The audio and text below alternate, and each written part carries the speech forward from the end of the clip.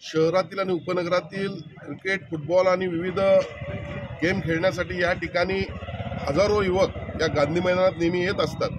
पण गेली अनेक वर्ष पावसाळ्यामध्ये या ठिकाणी पावसाचं पाणी साचून, ड्रेनेजचं पाणी साचून या ठिकाणी 6-6 महिने वर्षापैकी हे ग्राउंड बंद असायचं.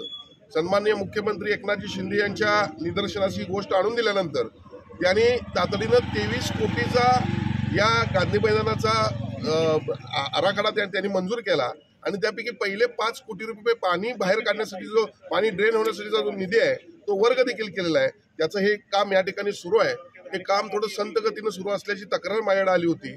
आज या ठिकाणी संबंधित कॉन्ट्रॅक्टर अधिकाऱ्यांची बैठक घेतली आणि पावसाळ्यापूर्वी हे काम पूर्ण व्हावं यासाठी त्यांना सूचना दिलेल्या आहेत.